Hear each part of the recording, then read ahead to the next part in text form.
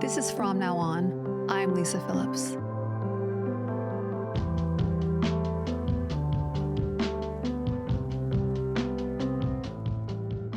Just a heads up, this episode contains discussions of coercion, sexual assault, intimate partner violence, and predatory behavior. Some may find it upsetting, so please take care of yourself. Welcome to From Now On, a podcast rooted in truth-telling, transformation, and the unshakable power of survivors. This space is more than a show. It's a movement, one built to educate, to heal, and to help survivors of abuse step into the most powerful chapter of their lives. The chapter that begins from now on. Today, we are shedding light on a world that many assume is built on honor, discipline, and respect, the martial arts industry. But behind the traditions, titles, and belts, there's a darker reality that too many women have endured in silence. A culture of abuse, manipulation, and exploitation. And it's time we start talking about it. The martial arts world, like many hierarchical systems, can be dangerously cult-like when exploited. Instructors are often seen as gods. Challenging them can mean exile, shame, or further abuse. Survivors are groomed to believe that obedience equals strength, and that suffering equals growth, and that silence is loyalty. This is how abuse hides in plain sight, behind the bow, behind the belt.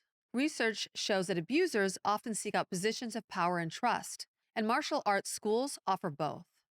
With little to no regulatory oversight in many places, and a culture that discourages questioning authority, survivors are often trapped in a system that protects the predator more than the student. But this ends now. Today's episode is about reclaiming martial arts as a tool for empowerment, not control. My guest today is a survivor who not only overcame abuse within this very industry, but she flipped the script. She now teaches women how to protect themselves in every sense of the word, physically, emotionally, and spiritually. Her approach goes beyond technique. She teaches boundary setting, self-awareness, and the kind of strength that starts from the inside out. Because real self-defense doesn't start with a punch. It starts with permission. Permission to trust your gut, to say no, to walk away, to speak out, to never again allow your body to be a battlefield for someone else's war. Here are a few truths we need to face as a community. 1 in 4 women will experience sexual assault in their lifetime, and many of those assaults happen in environments where trust is weaponized. In industries like martial arts, power dynamics often mimic cult structures, where instructors are untouchable and questioning them is considered betrayal. Survivors of this kind of abuse often suffer complex trauma, gaslighting, and shame, and are rarely believed or supported when they come forward. But there is hope. It starts with survivors who speak up, heal, and help others to do the same. To every survivor listening, you are not alone, you are not to blame, and you are not broken. You are brave beyond words, and your story has the power to not only heal you, but to liberate others. Our guest today is a living example of that power. She was using her voice, story, and skill to reimagine what martial arts can be, a practice that builds women up instead of breaking them down. I'm truly honored to have such a badass, empowered woman on the show, a warrior in the truest sense. I can't wait for you to meet her. So if you're part of the martial arts world, please listen. This episode could change your life. Today's guest is a lifelong martial artist, dedicated women's self-defense instructor, and passionate advocate for empowering women to live confidently and fearlessly. With over 2 decades of martial arts experience, including a 4th Dan Black Belt in Taekwondo and a 1st Dan Black Belt in Hapkido, Elicia Ybarra has transformed her personal journey of resilience into a mission to uplift others. As the founder of Pretty Hands, Hard Punches, Elicia uses her own experience overcoming abuse and exploitation within the martial arts industry to teach women practical self-defense techniques, boundary setting, and how to recognize and stand up against abuse. Her unique approach combines technical skill, emotional intelligence, and empowerment to help women build physical and mental strength. I am so grateful today to welcome Elicia Ybarra to From Now On. Welcome, Elicia. Thank you. I am so excited to be here. I'm so excited to have you. So let's go back when you were little. What did you want to be when you grew up? From the time for as long as I can remember, I wanted to be a ninja. As a matter of fact, like my favorite Ninja Turtle, Donatello. Oh I gosh. remember going in and my mom being like, "Do you want to be a ballerina?" And me being like, "No, I want to be a ninja." And my goal was to always open my own martial arts school and be the head Mm. instructor. Mm-hmm. So at 6 years old, I got into Taekwondo and I started training. And I worked towards that goal for, I think, 17 years straight until right before I turned 21. And it kind of all came crashing down. So Wow. You knew what you wanted from when you were really little. yeah, I was one of those kids that like knew, right? You hear Mm. like astronauts or Yeah. police officers, and Mm-hmm. they're like, I knew. I knew from a very young age that I wanted to teach martial arts. Mm-hmm. So what was your home life like? My home life was what I thought was normal as a Mm-hmm. child, but as I grew up and through therapy, I've learned Mm-hmm. that I had a very abusive and chaotic childhood. Mm. There were meth addicts in my house. My Wow. parents were alcoholics. My Mm-hmm. mom ran her own business. So we were always kind of on the fringe of society. We were never Mm-hmm. really like a part of the community. We didn't go to church. We didn't do anything like that. Mm-hmm. My soul I guess my the way that I think about it is my escape from a chaotic childhood was martial arts. That was what I put all my effort into. Mm-hmm. And that was the only thing that I truly remember really well was going and training. Mm-hmm. It was never what I did at home. I now my from what my therapist says, I blocked that out. Mm. I was um, just thinking that. yeah, a Yeah. lot of the chaos that I endured, I've opened up through therapy, but I really don't remember a lot of my childhood. Mm-hmm. All I remember was the martial arts aspect. Right. Yeah. It's the same way with me. I don't remember so much about my childhood either. And I think it's just the defense mechanism of just kind of blocking things out. Yeah. So, kind of in a way, you wanted to study self defense because maybe in your childhood you needed it, or you, yeah. Absolutely. I was the youngest. I had two older brothers. One is 4 years older than me, and the other was 11 years Mm-hmm. older than me. And they used to bully me Yeah. and tease me. And I was always a fighter. I mean, Mm-hmm. I was escorted home by the police for the first time when I was 7 years old for Wow. beating up the bully on the playground, who was a What? 9 year old boy. Wow, you stuck up for someone. I stuck up for Oh, myself, wow. actually. He grabbed me by my hair and threw me off of the merry-go-round, and I beat the hell out of him, like, My and then goodness. his mom called the police on me, Oh, like it and was your fault. and the police escorted me home, and my Oh, dad was no. like, "You beat the boy up?" And, like, so the police officer was telling my dad about it, and my dad was laughing because Mm-hmm. I wasn't in any trouble, but I Right. remember being terrified because they put me in the back of the police car. Oh, my goodness. So, I'm like 7 years old. I'm at the park with my, like 10-year-old brother. And I'm being escorted home by the police for beating Mm-hmm. up this little boy who, I had road rash on my face from where he had like thrown me off of the Right. merry-go-round. He assaulted you first. Yeah. Yeah. And the mom called, and because the mom was like a pillar in the community, Mm. the police officer appeased her by Mm-hmm. putting me in the back of the cop car and taking me Mm-hmm. home. Mm-hmm. I believe I was 7. I had just started martial arts at the time. Was your dad proud of you for standing up for yourself? Yeah, my dad thought it was funny, Yeah. and it became like a family story that was Mhm. told to everyone, and everyone found it really funny. I mean, Mhm. even as a grown adult, I'm 5'2", so I was tiny Wow, as a yeah. 7-year-old. Mhm. Wow, you had that power within you. You were like, I did. I was "I'm not mean. gonna put up with it." Yeah, I Yeah. was I was always mean. I was always called that one karate girl. That karate Mhm. girl, that was like my name. I grew up in the same town with the same friends my whole life. Mhm. So everyone knew me. I either trained them or I sparred them or I trained with their brothers or Right. sisters. So for me, karate was just kind of always a part of my life. Mhm. But did you figure out later in life why you had that aggression when you were little?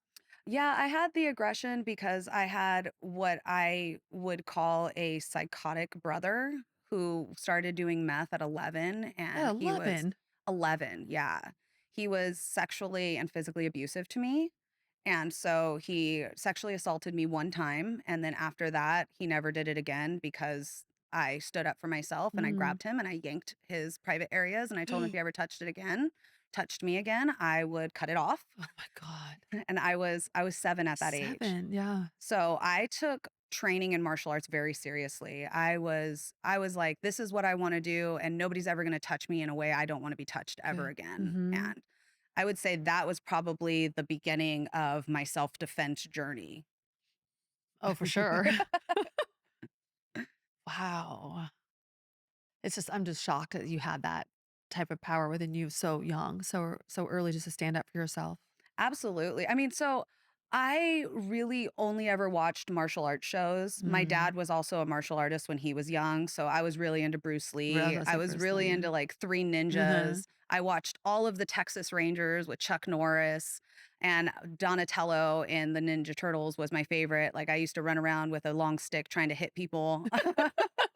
And so for me, it was like that was nobody was ever going to make me do something I didn't want to do. That I see was that. from a very young age. I Mhm. was like that. And that type of feistiness tended to get me in a lot of trouble when I was Mhm. training in the martial arts Mhm. school because, martial arts is all about Yeah. discipline. And I didn't have a lot of discipline at that time, especially at that age, because I understand now that I was in a lot of survival mode. I was constantly in a state of never being able to trust myself and never being able to relax because Mhm. my brother, when he couldn't sexually assault me anymore, he became very physically abusive. So he would Mhm. hit me with things. He would chase me around the house with a knife.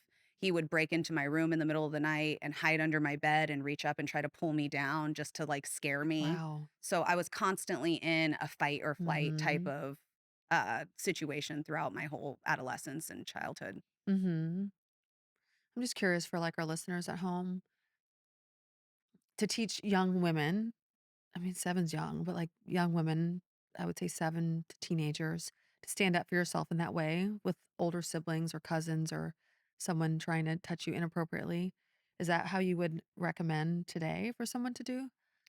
What I Would would you recommend is it really starts with the parents. Mhm. And it starts with letting your child know that they have autonomy over their own body, that if they're not comfortable with something, you as the parent are a safe space they can come to. Mhm. And I didn't have that as a child, so No. I was constantly fighting. If somebody made me feel awful, if somebody touched me in a way that I didn't like, I was punching them in the face. Mhm. Yeah, but That's most kids don't do that, so Most kids don't do yeah. that, right? Especially when they're not taught, and especially Right. young women, because they're Mhm. taught to be Mhm. nice and polite Mhm. and to not make waves or upset people. And the best way to teach a young child self defense is to teach them about age appropriate boundaries. Okay. Where are the no areas that you're Mhm. supposed to touch? What is a space bubble, right? I teach my 7-year-old son, put your arms out and spin around. That's your bubble. If anybody comes in your bubble, you are allowed to tell an adult and you are allowed to tell me, and you will get in no trouble. Mhm. I also tell my son that, he is allowed to say no if something makes him uncomfortable Mhm. and he won't get in trouble for it. And then it's up to me as the adult to explain to him the difference between uncomfortability and just not wanting to do something. Right. And that creates a teaching lesson. And for young women, they're taught to be quiet and to be Mhm. nice. And, Mhm. oh, if that boy touches you that way, it's because he likes you. And I Mhm. think that that is a societal mistake Mm-mm. that we as parents and we teach our young women it's a mistake. Mhm. We should teach them that if somebody hurts you, they don't like you. They're mean to you, they don't like you. That's not a way somebody who loves you and cares about you will treat you. And that comes from the adults in their life. Mhm. Age appropriate boundaries are really about recognizing things that make you uncomfortable and Mhm. having a safe space to tell somebody about Right. them. And I think to teach the next generation, the young women, that is where we start. This Mhm. is your body. You are allowed to say you're uncomfortable and you're not going Right. to get in any trouble. Right. So, like a 10-year-old at school, someone that touches them inappropriately, what's the first step they should do? First thing they should do is tell the person, whoever's Oh, touching them, okay. do not touch me like that. I Mhm. do not like that. And I would suggest not doing it in like a joking manner Okay. or like a quiet tone, which is a lot of times what we as women Mhm. are taught. You don't want to hurt their ego. Right. It to be very firm and assertive and learn the difference for you and your child of assertive language versus meek and quiet language. Mhm. When you tell that little boy, no, do not touch me that way, I do not like that, and then you go tell the teacher he touched me this way and I did not like that, that creates confidence Mm. within you.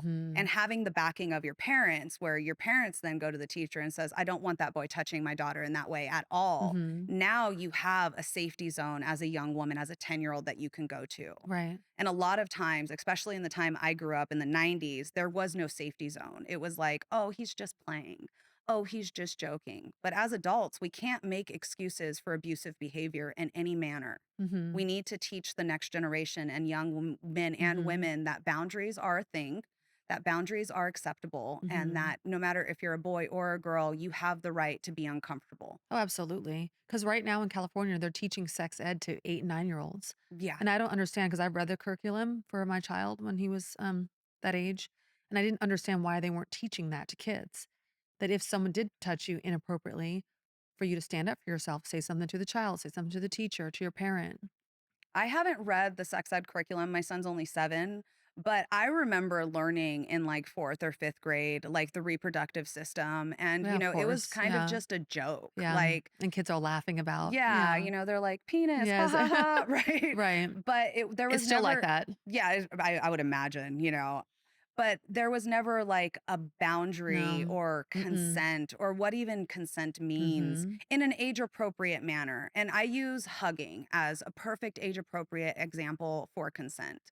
If you as a child do not want to be hugged by an adult, I teach my child, and I'm a den leader for my son's Cub Scouts. I teach everyone in that my Cub Scouts, Mhm. if you don't want to be hugged, you have the absolute right to say no. Mhm. And I teach all the parents to enforce that also. And that is a great age appropriate way to teach your child boundaries. Mhm. If you don't want to be hugged or they don't want to be hugged, don't force them to. And Mhm. that will give them the confidence to recognize when Mhm. somebody is doing something they don't want. And it'll teach them what to do Mhm. when something happens that they don't want. Right. When that weird uncle's trying to kiss them or hug them, right? When that teacher is getting a little too close over their shoulder, when that coach is giving them a little too much attention, it's making them feel awkward or Mhm. weird, right? They will know that they have a safe space from a very young age to come to their parents or teachers and who to trust. Mhm. Right now, we don't often teach that Mm-mm. unless, they have someone like me come in and teach it in a class that is outside of the school system. Right. Mhm. Are you finding they're having that more often in the classes? So far, no, No. I I know. It's haven't. such a shame. I mean, I teach women's self defense, and there's one other place in Hollywood that teaches what I teach. But Mhm. other than that, I don't know of anywhere in Southern California that teaches like a self defense program that is based off boundaries and not a physical reaction to an attack. Mhm. Yeah, because it can happen anywhere. You Yeah. just leaving, like, a club at night, trying to catch an Uber, Oh, yeah. and someone approaches you, you Or it know? can happen in the Uber. I mean, we're seeing that more and more Gosh, often in that's the so news. scary. Like a lot of the women I follow that do women's self defense are often saying, like, don't take a drink, Mhm. don't take anything from your Uber driver, make sure they match, make sure the license plate matches. You have to take all these steps to stay safe Mhm. because now Uber is a vulnerable position, Mhm. especially for a woman who's been coming out of a club. Because Mhm. what are you doing in a club? You're Yeah. dancing and you're drinking. Mhm. So by the time you're done, you're tired. You're not really paying attention Right. to what's happening. So, can you explain the philosophy of martial arts? So, the philosophy of martial arts, right, and the history of it comes from militant. It's military. Mhm. It was created by farmers, and it was created for them, years and years, hundreds of years ago, for them to defend their farms. Mhm. Women were never considered in martial arts until very recently when martial arts was watered down for Western consumption. Okay. So, up until that point, really girls didn't learn martial arts in the same aspect. They Mhm. learned in a supportive measure. Mm. Okay. Now, as young women get more into the martial arts, the philosophy has changed a little bit where, they do kind of want you to learn how to defend yourself. But within the martial arts industry, it is still very misogynistic. It is Mhm. still very, most of the time, the instructor is a male. Most of the time, all of the other instructors are male. And often, the only female instructor you will meet in martial arts is Mhm. the wife of the owner. Mm. So, when young women go into a martial arts setting, they are already outnumbered by testosterone. They're already at the kind of mercy of the grandmaster and possibly his wife, because she's usually becomes an instructor at some point. But the entire philosophy behind martial arts is really to have discipline, dedication, responsibility, and respect, Mhm. and to learn how to defend yourself in a way that you don't ever have to actually fight. And I see that less and less more often nowadays when it comes to things like MMA or it just even traditional martial arts. It's all kind of watered down again for that Western consumption. Okay, what do you mean by that? When you earned your black belt, it was Mhm. because you wore a white belt until it got so dirty from your sweat that it turned black. Okay. And so it took years. And Mm. it was a very traditional setting where the master had one or two students and they dedicated their time. When I talk about the watered down for Western consumption, what I Mhm. mean is we took that white belt, we broke it up into 20 belts. We charge, 60 to 80 to $100 every 3 months for your child to test. And it becomes more about the money than it does Mm. about the philosophy Mhm. and the art of discipline. It Mhm. becomes more about making the parent of the child happy by allowing that child to test than it Mhm. does about the child actually learning what they need to know in order to get to that rank. Mm. So what we have is a lot of black belts that are just black belts. Yeah. They're not what you would think of when you think of like a martial artist black belt, right? My black belt test when I was 13 years old was 2 days long. It was 12 hours the first day and I think 9 hours the second day. And the second day it was like 11-mile run with, Sheesh. multiple different cardio techniques. We had to do all of our basic techniques the night before. The first night we did sparring, 1-on-1, 2-on-1, 3-on-1, 4-on-1. Mhm. And that is probably the most traditional black belt test I've ever done. And that you had to maintain good grades. You had to Wow. go through a probation period of 6 months where Mhm. you taught classes and you showed the instructor that you could be a black belt and you could handle the responsibility of being a black belt. In today's age, that's not something I see anymore. So I what's the see test like today? the tests like today are usually a few hours, What a like difference. yeah, like I've done I don't know, probably 30 black belt tests in my Mhm. my lifetime for different ranks, and they get easier as you go, and they get Mhm. easier on the students. So the Mhm. last one I did, it was an afternoon. It was a Friday afternoon from like 3 to 8. And there was a lot of work in it, Right. but it wasn't anything like that original like Taekwondo black belt that I originally got when I was 13 that, I Mhm. slept for 3 days afterwards and we trained in what was called intensive training for 3 months leading up to that test. So technically they haven't mastered the art like they did years ago. No, no, not Okay. at all. Now it's all more about just making the money. Mhm. At least That's that's what un I well, see. that's unfortunate. Yeah, it Yeah. it really takes away the discipline aspect, Right. right? Well, you're saying most students don't really have to practice martial arts. No. It's a practice, but they don't actually are in the situation where they have to defend themselves. No, most of the time not, and if they are, usually they will fail Mm. because when you don't know what to do and if you practice say a punch the wrong way, when you need it and your adrenaline is up, you're not going to Mm. punch the right way. You're Mhm. not going to all of a sudden know how to like punch through somebody's jaw. You're going to punch in the way that you did before and you're probably going to break your wrist. There's a Sheesh. reason that they call it the boxer's fracture, right? Mhm. Because if you don't punch the right way, you break your wrist. Mhm. Can you share how your martial arts instructor groomed you? I met this specific instructor when I was 8 years old and I started doing tournaments. He was a black belt at one of the sister schools of the school I trained at, which Mhm. means we all kind of trained under the same umbrella. Think of a franchise. Mhm. And when I turned 13 and I got my black belt, I was a very serious competitor within the martial arts industry. I had been competing, I was a national champion in sparring, Yeah. and I wanted to break into bow staff, which is a Mhm. very long stick, the same one Donatello uses, as a matter of fact. And I was Mhm. like, I want to start competing in bow staff. And Wow. this instructor was the national champion bow staff competitor. Mm. And I'd known him. His dad was best friends with my dad. And he had just opened his own martial arts school about 45 minutes from my hometown. Oh, And so you he, must have been super excited. oh, Yeah. I can't even explain how excited. Like, I thought I had won the lottery. Mhm. Here was this guy. And I had always had a crush on him. I'd always Mhm. thought he was very handsome. He Mhm. was 8 years older than me. Mhm. He had a steady girlfriend. And I never really thought of anything other than like the same way you look at someone on a magazine and you're like, wow, that guy's really hot, right? Mhm. Like, Yeah. there was never a chance for me. But then when I turned 13 and I began training with him, all of a sudden he would start saying things to me that made me feel very weird inside. Now Mhm. I understand that it was like sexual attraction, but at Mhm. 13 I didn't know Mhm. anything about sex Mhm. or intimacy. Mm. And so he would look me deep in the eyes and he would tell me, "You have the most beautiful eyes. Mhm. One day you're going to be beating the boys off with a stick." Right? One day all the boys are going to be kind to hit on you. And I was like an awkward 13-year-old. Yeah. So I was like, okay, well, when that day comes, I'll tell you because it's not right now. Mhm. But then it became more physical. Then all of a sudden, he would help me stretch, which means that he would be in between my spread legs, Yeah. pushing my legs apart, Mhm. staring at me in the eyes, telling me how beautiful I Oh was. gosh. Okay. And it was all under the guise of making me better. He knew I wanted to be a martial arts instructor, so he offered to train me how to teach, Mhm. to train me in the bow staff. And so by the time the 3 years was up of the grooming process, I had dropped out of all my extracurricular activities. I had isolated from all my friends. I was spending every weekend at his house with him and his parents. I was doing all of the tournaments and I was working 4 days a week for him for free.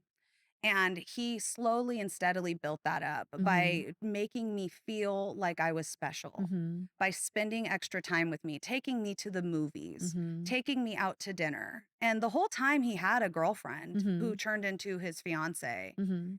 When I was 15 years old, we were at a swim party at his parents' house and we had just done our Saturday training and I didn't have a bathing suit, so his girlfriend let me borrow her bathing suit. And he came up while I was changing and he told me how beautiful I looked and he kissed me for the first time. Mhm. And I remember feeling ecstatic, like, "Oh my god, he really likes me." I Mhm. didn't understand at the time what was really happening. Mhm. His girlfriend was right downstairs, and at this point, I believe they were engaged and she was pregnant. Oh, wow. And so he began at that point telling me that, they were only together because he didn't want it to look bad on the school. And I was a little too young for us to be dating. So Mm. I needed to keep it a secret. I Mhm. needed to protect him. But one day he was going to marry me and I should be working on getting my GED so that after they have the baby and they break up, me and him can be together. Mhm. And I just needed to show him what an adult I was. And I'll give you one guess at what being an adult meant. Yeah. It meant sex. Yeah. So right about a week after I turned 16, I had sex with him and I Mhm. lost my virginity. And I remember him telling me he loved me and that I was so mature for my age and I was such an old soul. And he knew we were meant to be together. And I remember calling my best friend and being like, I love him. I'm going to get my Mhm. GED. And at that point, this had been going on for so many years that I actually was in the process of getting my GED so that I could drop out of high school so that I could move in with him and raise his baby. Mhm. And I think it 'Cause that's what he convinced you was That's gonna what happen. yeah, he Yeah. loved me, I Yeah. thought he was gonna marry me, and even though there was a part of me that was like, "Well, why is he always with his fiancée Mhm. and Yeah. telling everyone they're getting married if he's gonna marry me?" Yeah. And anytime I would try to stand up and say something, he would just completely gaslight me. "Oh, this is what the school needs to look for. This is what looks good for the school. This is what we need to Mhm. do until the baby's born because it'll look really bad if I leave my pregnant girlfriend." And I'm like, "Well, it probably looks really bad with you sleeping with your student, right?" Yeah, of And I course. remember saying that to him and him being like, "Oh, well, nobody knows about that yet. Oh. When you're older, we'll be able to come out." And once me and, this woman would have broken up for a while, then me and you can be together and we can come out. And so I was really kind of on the sidelines. And you don't think the fiancé was ever thinking anything? I don't think she had any No, idea. okay. She Yeah. also didn't live with him at the time. Okay. She lived in the Bay Area while we lived in the Central Valley, Okay. which is about 2 hours away Mhm. with her parents. Mhm. So it wasn't until the very end of like this whole grooming process that she moved in. And then by that point, I was so convinced that he was going to break up with her. I kept quiet. He Mhm. actually encouraged me to be very good friends with her so that we would be better co-parents for this unborn baby. Wow. Yeah, That's and like such a master manipulator right there. oh, absolutely, and I think How it long did the coercive relationship last? it lasted sexually only about a month. Okay. The grooming process again started at 13, Right. and then the, like, kissing and everything before sex was for about a year and a half. Wow. So, Mhm. he introduced me to my first sexual experience in almost Mhm. every way. Mhm. And you were how old? I was 15 when he kissed me the first time, And he and I had was? just turned 16 Oh, when we had sex, and he was 23 when he kissed me the first time and 24 when he had sex with me. yeah, old enough to know better. Oh, yeah, old enough to know Mhm. better. He was also a pillar in the community, Mm. and so when I finally realized it was all bullshit, right? When the bubble burst and I was like, "He's not gonna leave her." How did you finally realize? he had told me they had broken up because I had said, I had sex with you. You told me once we had sex, you were going to break up with her. And by this point, the baby was already born. Mhm. And she came home the next day after he had told me they had broken up, and she showed me the key to their apartment that they were getting. And that was when like the bubble burst. And I was Mm. like, they're moving in together now.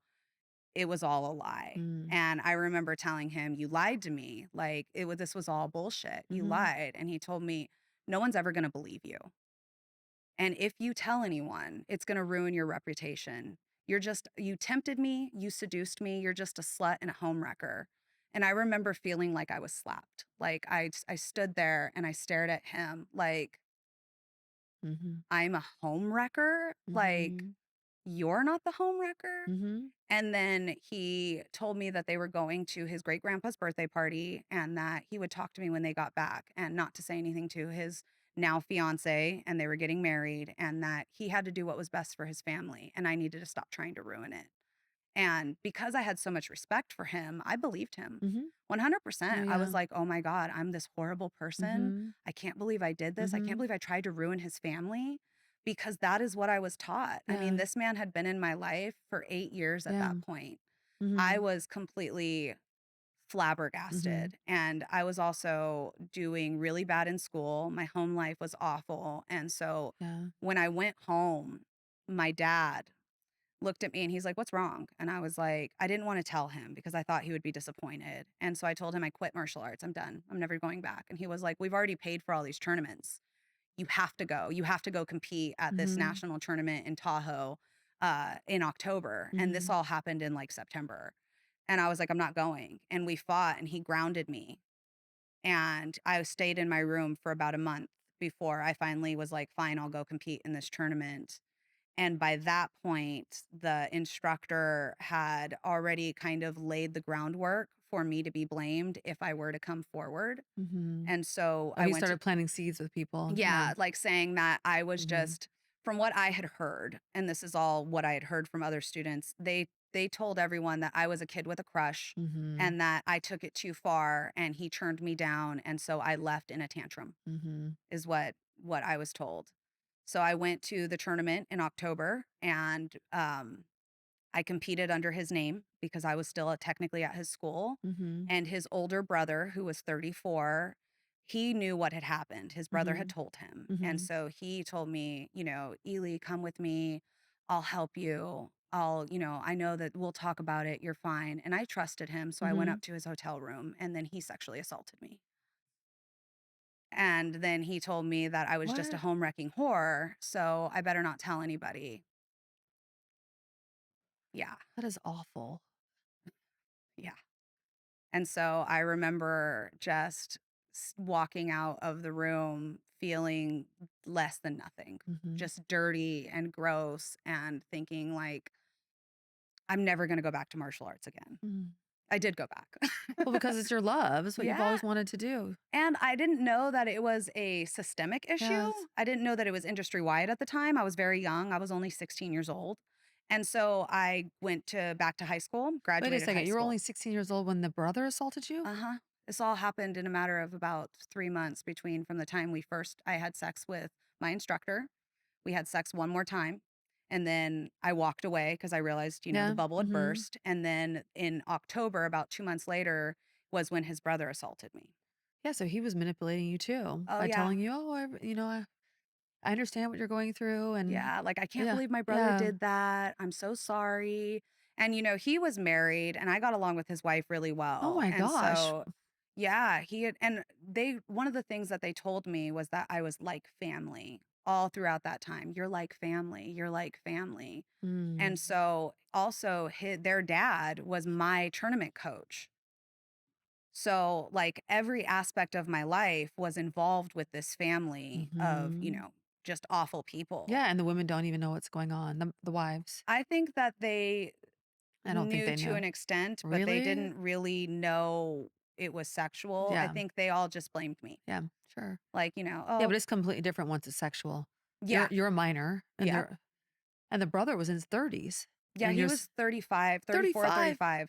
and Yeah, you're 16. I was 16. When you were receiving messages of, I should have known better because you were a black belt, how did that make you feel? Like they were right, like I should have known better. I think one of the things we do as a society is we give older men a leeway Mhm. and an excuse of, "Oh, they're just young, they're Mhm. going through something," but we don't give that same, Yeah. we don't give that same, empathy to young women. No. For me, my own father called me a home wrecking whore. Mhm. He told me in almost verbatim, "Why would I pay all this money for you to do martial arts just for you to go sleep with your instructor and be a slut?" But when did your dad find out? I told him right after the tournament in October that my instructor had slept with me, and his reaction was that I was a home wrecking But whore. why would he think that? Is it because you had already heard from them? Their No, their narrative? he just told me that I was a black belt and I should have known better, and because I didn't, I Oh. made decisions Mm. that were I should have known the consequences Wow, of. that's so crazy to think you're a child, basically. Yeah. You don't even think that way. No, Yeah. I didn't. It took me until my 30s before I Yeah. truly understood I was a victim. Yeah, that I makes actually sense. maintained a friendship with the instructor and his brother until my Mhm. 30s. Mhm. I thought that I had just made these mistakes, Mhm. that I was an adult in a no power dynamic differential going into a relationship that I knew what it was and what the consequences of my actions were, Oh, and yeah, I that didn't give myself any empathy. because you were groomed. Yeah. That's like grooming at its finest. Oh, yeah. Mhm. He did it perfectly, Mhm. and, one of the reasons that I come forward and tell my story now is because when I first started telling my story, I had all these women reach out to me who had very similar experiences with Mhm. their instructors. Mhm. So, Oh, in martial in arts? martial arts specifically. That's interesting. Yeah. It's an industry issue. It is not a person issue. Wow. And is that because there's not that many women that go into martial arts? Or there's just such an extreme power dynamic? There's an extreme power Yeah. dynamic. Like, you have to think of martial arts, like most kids, when they think of their master, which is what we Right. call them masters and grandmasters, Mm. which automatically puts Mhm. them at a higher level. But kids think of martial arts instructors as superheroes, Mhm. as above reproach. And a lot of times they have ties in the community. Right. They've taught most of the, influential people's children at one point or another. They keep you know, those bad habits as a secret, Mhm. and abuse thrives in secrecy. Mhm. And in martial arts, you are taught to do what you're told. Mhm. So if my instructor tells me, Elicia, do 100 push-ups, I don't ask questions. Right. I do what I'm told. Mm. And when it comes to boundaries, you're taught not to have boundaries with your instructor, that they know best for you. Mm. Now, in some aspects, that may be okay. If you know you need to do 5 more push-ups and they're telling you your body can take it.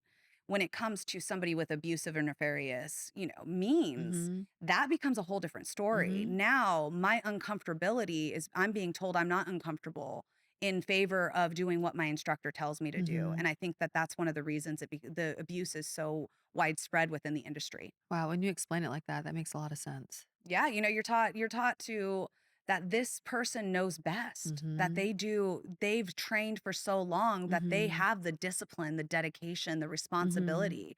And it's not like they abuse every child. No, no, no. They know which ones to Mhm. choose. Abusive people know Mhm. which ones are vulnerable. And I was a drop-off kid. I was one, my dad dropped me off and he picked me Mhm. up when it was over. I had no support. I Mhm. was always alone, and I Mhm. was picked and I was vulnerable. Mhm.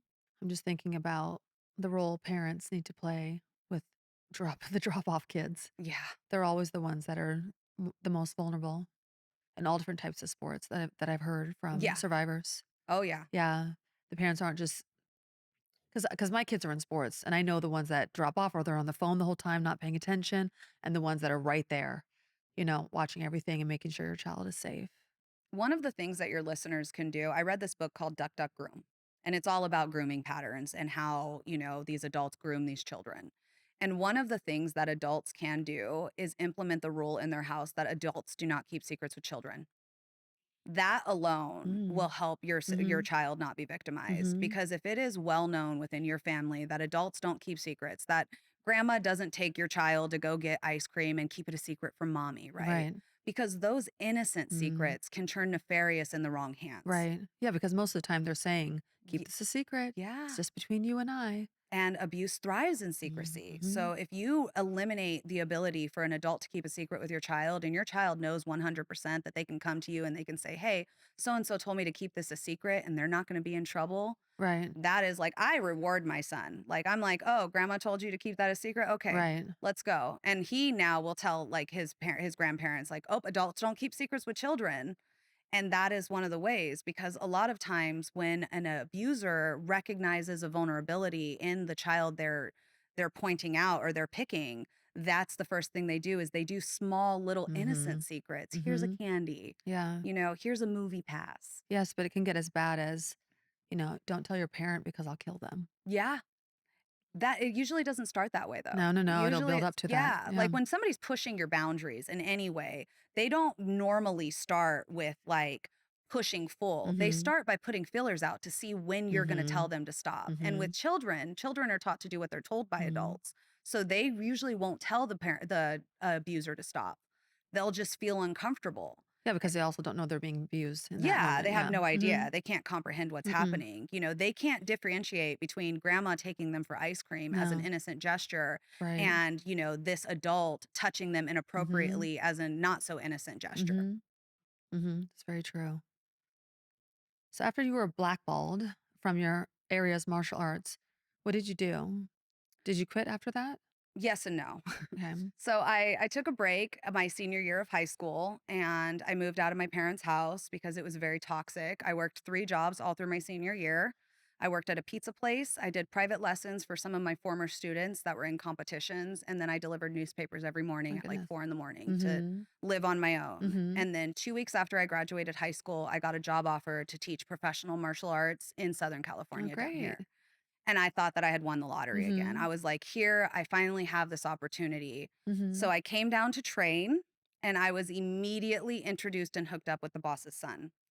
And when I say immediately, I mean within my first week of training, his Mm-hmm. son was taking me to Disneyland on our first date. Mm-hmm. I was 18 years old. And now I was in the hands of a grandmaster who was even more known throughout the martial arts industry, who owned multiple franchise schools. And at the time, I thought that he was a god. I was like, Mm-hmm. this man has everything I want. This is Mm-hmm. exactly what I want to do. I want to run my own school. Mm-hmm. So for the next 3 years, I was in a highly controlled, abusive environment through a narcissistic franchise owner and grandmaster. And then I left again after the 3 years, and that was when my world really fell apart. Okay. Like, I endured the abuse from, 13 to 16, and then I had a little bit of a break where I always still trained, I just wasn't out of school. And then I went into more abuse because now I was even more vulnerable. I was Mm-hmm. 6 hours away from my family and Mm-hmm. friends. I was in a position where this franchise owner, this grandmaster, he controlled my paycheck. He picked what classes I went to college in. He had an inline on my romantic relationship, which was with his son, and Mm-hmm. his wife was considered my best Oh friend. gosh, again, almost a similar situation. Were Absolutely. you more aware with this No. situation, or because you're still young? You're still only 18. I still blamed myself Ugh. completely for what happened with my instructor. So that Mm-hmm. was actually used against me because I was very open about it. I said I dated my instructor. Oh I gosh. didn't say I was abused by Mm-hmm. him. I thought that we were both adults Right. making adult decisions, understanding the adult Yeah, consequences but you because weren't an that's what I was adult. told. But I wasn't. I wasn't an adult. So then when I turned 18 and I became an adult, I didn't recognize any of the abuse. He gaslit me. This man every Tuesday would make me cry and he would reprimand me for things I didn't do just to make me cry so that he could send me out in front of all the other male instructors and masters. And then he would bring me back in privately and he would tell me things like, this is to make you stronger. Elicia, Mm-hmm. if you want to own your own school, you have to be able to handle constructive criticism. Mm-hmm. You have to be able to handle men not wanting to listen to you. You have to be able to do this or you're never going to run your own school. And it wasn't until I was 3 years in and I was just a shadow of the woman, the feisty karate girl that I had come down as, that I began to get really disillusioned. Mm-hmm. And I remember he had skipped me over my raise for three times at that point. And one time he told me I was too emotional. The second time he told me I didn't need a raise because soon I would be married to his son and his son needed to be the breadwinner in our family. So he was going to give his son my raise. So instead of giving me instead of giving me a raise, he gave his son a second raise. And then he told me to print out my bank statements so that we could go through my budget and we could make sure I wasn't spending frivolously. So every month for about 4 months, he went through my bank statements with me and he highlighted anything that I shouldn't have been purchasing. What? Yeah, like highly That controlled. doesn't make any sense. Like, Yeah. who does he think he is said to have that much control over you? Because you honestly thought you were gonna be marrying his son? Yes. And I should also mention that the way that we got engaged was his son didn't propose to me. This grandmaster just announced our engagement to all of the schools at a camp event. And So you weren't even engaged yet. we weren't So engaged. did you actually really love the son? I And you weren't loved the oh, you okay, son. you I okay, was okay, in you love loved with him. Yeah, I okay. was head over heels. As a matter of fact, the reason I stayed for so long was because I thought that if I just endured it long enough, that we could open our own Great, school okay. and I would be able to have this dream of, marrying the man I love and Right. being the head No, so instructor. that all makes sense. You have the dream that you've always wanted, you have the man you're in love with, but then you have the master controlling Ye- everything. He was controlling everything, like to the point where he knew when me and his son were like having sex and he would talk about it in front of the other Well, what instructors. do you mean, like what? Like how? So I was really close with his wife, and the son would talk to him about our sexual relationship. And after a while, we ended up moving in with another master who was older, who was really good friends with this grandmaster, and Okay. he would tell him like our rooms were right next to each Oh, other. okay, yeah. So if weren't intimate for a while in the instructor meeting, if I got emotional, the grandmaster would say something along the lines of, well, maybe you and my son just need to have some intimate time. He would say it much more Because he vulgar than that. knew that you hadn't had intimate time. Yeah, one of the things that your listeners need to That is so understand about the martial arts industry is mhm. as an instructor, you are not allowed to socialize with anyone who's not a black belt. And it Oh, takes 3 to 5 years to get a black belt. So by the time I came down and I was in this martial arts school, everyone that I was allowed to associate was loyal to this okay, okay, grandmaster. okay. So anytime I spoke out of turn, anytime I Mm, did something wrong, anytime I did something right, no matter what I did, it was all being reported back to this one man. okay. So his level of control was down to the minute almost. Mhm, He controlled every aspect of my day mhm. for 7 days a week for 3 straight years. Yeah, day and night. Yeah, and night. And night, because we would teach from 12 to 8, and then I would have college from 6:30 in the morning until 12. So I would go to college all morning, and then I would go to the school and I would teach. And any time that I would start to stand up for myself, I would get what I now call lectures, where Mhm. he would bring me to his school and he would lecture me for hours upon hours. And anytime I would try to say something like, well, this isn't fair. Why am I not getting a raise? He would just reprimand and beat me down until I didn't have an argument.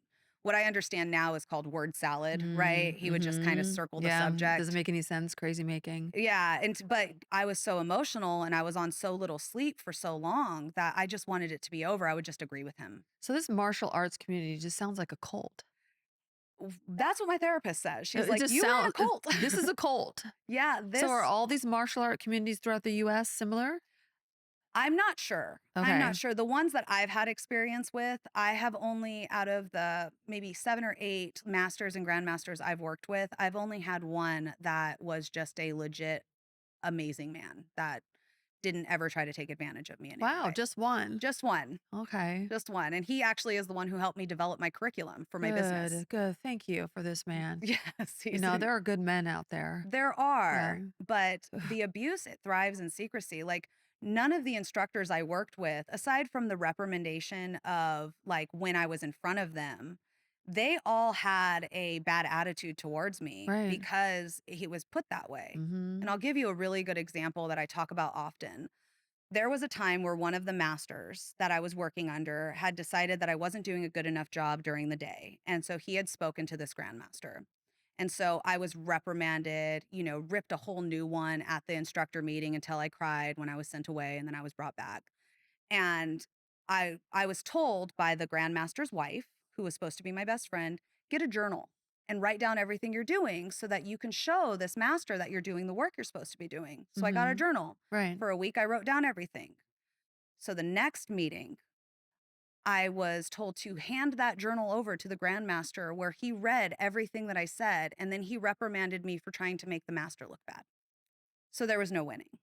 There was no way for me to win, and it Mhm. was, I think for him it was a game. It was a game to Oh, see for how sure. long, how Yeah. much he could make me break. It Mhm. became a game to make me cry. Mhm. And I don't think that the other masters or instructors even really recognized it, because that's how I was always I was the master's son's girlfriend. Right. I wasn't another instructor. I was there to look pretty. I wasn't there to teach. And that's when the bubble burst in that highly controlled environment. Mhm. Was I finally realized when this grandmaster lost his patience with me after me not getting another raise and me getting really upset. And he said, "You really think you're going to run a school, Elicia? Your job is to look pretty and sell contracts. The only reason a man's ever going to train from you is to fuck you. That's it. Your job is to look pretty, to silently, submissively, and humbly support my son and our family goals. And if you can't do that, you're out." And that was when I realized that after all of this time in the training and all of this abuse I had endured, I was not being trained Mm-mm. to own my own school. I was being trained to be the wife To be of the a wife. school owner. Mhm. And I lost my shit. And Mhm. that was 2 weeks before I turned 21. Yeah, you're realizing he's not even taking you seriously. No, And something that you're working so hard to achieve. yeah. Yeah, It was that's all definitely the about wrong environment for you it was all about all pleasing around. But him. did you still were you still in love with the son? And what was the son's role? Was he agreeing with the father or was he supportive of you? He was, I would say, probably brainwashed by his dad. Mm, Like he was very quiet, and he was also a kid, right? Like we were both yeah. 18 years old. Yeah. This was his stepdad that he admired, he loved, and he looked Mhm. up to. And I think he began to see me as the problem. Aside from being like not a man in this whole situation, because when he did break up with me, he had his mom break up with me for him Oh, at a come Denny's. on. He didn't That's actually just break up with me, same way he didn't actually ask me out, so wait a right? His minute. The dad mom did. met you at Denny's The and mom told met me you? at Denny's and told me that she didn't know what I did to upset her son, but her son was done with me and he didn't want to talk to me, and that I was going to be laid off and let go. And then that was about a year and a half in when that Was happened. that from the son or was that I have no from the idea. He didn't father? talk to me for 3 months, and then finally the son reached out to me, never apologized, just said he wanted me back. So I went back, and then the abuse was just awful. With the son with your boyfriend? Yeah. Like he never abused me, his dad did. Yeah. Not sexually, just Yeah, emotionally, sure. mentally, coercion, Mhm. manipulation, like Mhm. all of the trigger words that we hear now. Yeah. That's all that I endured. Yeah. So it was very, Future faking, had a flying monkeys, like all the narcissists yes, it was mhm, just, to a T. yeah. And that was the time in my life where I just felt the worst. And it was even way worse than dealing with the instructor having sex with me, because Mhm. this time I had fully convinced myself that I was obviously the problem. Now this Mhm. is the second school I've gone Yeah. to that I've caused all these problems Right. at, Mhm. that I failed at. So Mhm. I went home to my hometown, and I remember that night I called my 2 best friends that I had grown up with, and I said, "I'm done. I'm home for Mhm. good." And they showed up with high heels, a short Aw. dress, and we went out, and I shotgunned a beer for the first time, bought a pack of cigarettes, and got a tattoo. And Yeah. then I spent a year partying, like, Uh-huh. just trying to forget and Aw. trying to figure out what's gonna be my new dream. Right. How do I move on from this? And Yeah. just feeling utterly worthless and a Yeah. failure. Because that's the dream you really wanted, Yes. but you had people taking advantage of you the whole Yeah, and and they but you were blamed me. yeah, well, it's actually normal that when you're groomed like that, you blame yourself. Oh, yeah. Yeah. I didn't realize that I was a victim in any of this until I started EMDR therapy, and I No. was like, right? Same here, like Mind blown. same here for EMDR. Everything turned around for me to Mhm. really understand the manipulation, the grooming, all the stuff that I had went through too. And that's the reason I tell Mhm. my story now, is because there's Mhm. so many women out there who blame themselves Yes. when they don't. I didn't know Yeah. anything about triggers or Mhm. grooming or coercion. Right. I didn't understand. I was watching all the cult shows, right? Mhm. Like Scientology and the Aftermath, The Vow, and I was like, why am I identifying with the victims? Like, what is going on Yeah. here? You start seeing it in their stories. You're like, Yeah, okay, that happened to me. It doesn't matter if it's Scientology or yeah. whatever cult it is. It all has the same foundation that you went through. It's all manipulation, coercion, Mhm. brainwashing, Mhm. I don't like to say brainwashing, Well, the but grooming. yeah, grooming. Mhm. I said grooming's probably a better word. Yeah. And it's It all is a brainwashing though, basically. yeah, Yeah. yeah, it's convincing you and gaslighting, right? Oh, Convincing yeah. you your reality is Yeah. not real Oh, and yeah. their reality is what you need to live Yeah, by. you're saying, "I see it like this." They're saying, "No, no, no," and they're trying to change your reality. Yeah, and they do it really Oh, they well, do it very well. especially with me in the martial arts industry because it started so young. Mhm. They started me, they started grooming me at 13 and that was just one instructor. Like I was dealing with multiple people who were all telling me that I was worthless and I wasn't good enough. And what I'll say about martial arts and too is that, when a young woman is a little girl, her dreams are at her fingertips. Mhm.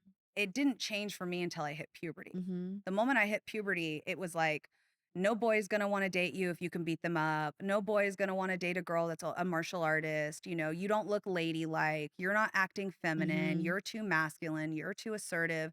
Now, all of a sudden, the things that I was praised for as a little girl, I was being reprimanded Mhm. for as a young woman. Mhm. Do you feel you crave danger since those spaces that were supposed to feel safe ended up not? I found comfort in abuse. Mhm.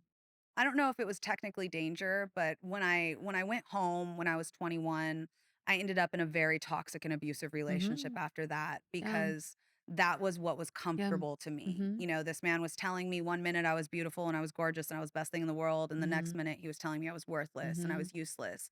And because at that point my self-worth and my value was so low Mhm. that he began to physically beat me and Mhm. I began to let him. Mhm. And that pulls on a whole other side of this is my fault because now I was physically able to defend myself. This wasn't like I couldn't fight back. This was I didn't feel worth fighting for. Yeah, after you've been broken down so much.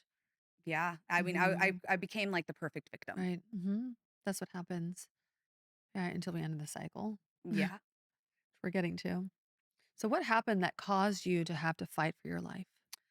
So that abusive boyfriend I met when I was 21, I was in a year-long party binge, right? Mhm. And I was really just not, I would say, not feeling like a very good person, Mhm. not feeling very worthy of anything good. Mhm. And he came in and swept me off my feet. He told me how beautiful I was, and I gushed all of this trauma to him, and he told me everything I wanted to hear. And so I spent the next 18 months where it began slow. The Mhm. abuse began very slow. It was like one night he slapped me because a man was talking to me and he got very jealous. And it was, I love you, baby. I'm so sorry. I'll never do that again. I don't know what happened to me. I was drunk and I went back. Mhm. And the second time, I mouthed off to him while we were drinking, and he backhanded me and threw me on the bed and began to strangle me.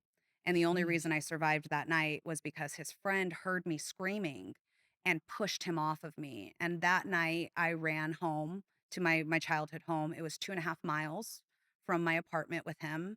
And I ran home in the dead of winter with like little booty shorts on and a tank top. And I got to my What? house and nobody was there. My parents were traveling. Mhm. So I took a shower and I cried myself to sleep. And I woke up the next morning to him at my door with flowers, telling me he's Mhm. so sorry. He loves me. He doesn't know what happened. We were so drunk. We had finished a whole bottle of Crown and he will never do it again, to please give him one more chance. Mhm. So I gave him one more chance. Mhm. And after that, he never apologized again. After that, every time he hit me, he said, "What did you do to make me so mad? Why were you so, why'd you do that? Why'd you act that way? How can you do this? I never acted like this before. This is your fault." And because I had already been groomed to believe it was all my fault, I internalized Mhm. it all. Mhm. And then one night, I caught him cheating. I Mhm. caught the text messages. And at that point, I had had a very awful flu for about 2 weeks, and I think it was my body being like, your weed and vodka Mhm. diet needs to cut that shit out right Mhm. now. Mhm. So I had this flu and I had taken some NyQuil and he had come home and got drunk and he had passed out with his phone on vibrate. And all of a sudden he was getting all these text messages. And so I read them and they were his other girlfriend being like, "I'm so glad you told your girl you have to work. I can't wait to see you. I can't wait till you Mm. break up with her." And by this point, I was already so done with the relationship that it was like my reason. I was like, "I'm done. I'm out. Mhm. I'm leaving." So I woke him up and I told him, "I'm done. Here, you can go have your girlfriend. I'm over it. I'm gonna go sleep in the guest room." And as I walked away from him, he was a 6'4", 300-pound construction worker. Just so your listeners know, I'm 5'2", and at this point, I weighed about 115 pounds. He picked me up like a rag doll by my hair, and he threw me down the hallway so hard that my head went into the drywall, and that pieces of my hair and my scalp were actually into the drywall. And then he grabbed me by my throat and he held me up against the wall, and he was like very close to my face, spitting in my face, telling me that I was worthless and that he was going to kill me before I ever left him. How dare I think I could leave him? And he was slapping my face over and over again. And at that point, I was actually kind of ready to die. I was like, I just want this to be over with. And then he made the very big mistake of kicking my dog. I had a little 6-pound Chiweenie that I had named Rocky Balboa. That was my Mm. baby. Oh. And Rocky had come up and snipped at his ankle. And all I heard was, and then a hit. And my dog had hit against the couch. And I broke his nose. I cracked 2 of his ribs. I damn near ripped his Adam's apple out. And then I jumped on top of him, wrapped my legs around him, and I punched his face until he hit the ground. And it was I was going to kill him. And then the cops showed up. And when the cops showed up, I was still screaming, I'm going to kill you. Oh, great. So the cops heard me saying that. And I jumped off of him and I opened the door, and blood was all over my face. My throat I could barely talk because of how long he had been strangling me. And my whole chest was black and blue. And the police officer was like, can you step outside? What happened? And so I was like, I want him arrested. He assaulted me. I want him arrested. And the cop looked into the house and he saw my black belt on the thing, my certificates on our wall. And he said, are you a black belt? And I said, yeah, I'm a black belt. And he said, well, this is a domestic violence dispute. And if you press charges, he's going to press charges. And because he's more injured than you, you're going to be the one to go to jail. And I remember feeling like I was facing the abuse all over again. Mhm. And he said, and because you're a black belt, that's considered assault with a deadly Mhm. weapon. So he will get arrested for assault and he'll go to the hospital and you're going to go to jail. Is there anyone you can call? And so I called my dad, and my dad came and picked me up. And I packed my one bag with my little Chiweenie, and I sat in the car and I looked at my dad, and my dad gave me the most disappointed look a man could ever give his daughter. And he told me, I spent all this money for you to get a black belt for you to let a man hit you. You're a disappointment. And then we were silent the whole way home. And then it took about 3 weeks for me to heal from all of the damage, a lot more from the emotional trauma. And that was the point where I decided that I was never going to be in a situation where a man could ever put his hands on me again. And I got into college. I Okay. rebuilt my life. Married my husband now, who taught me what a healthy Oh, relationship thank looks like, what God. true love really is. Incredible man. Good, good. And, I rebuilt my life and I got out of all the toxicity, and I took all that trauma and I boxed it up. I put it in a box and I buried it as deep as I could, and I just tried to move on with my life. Mhm. Whew.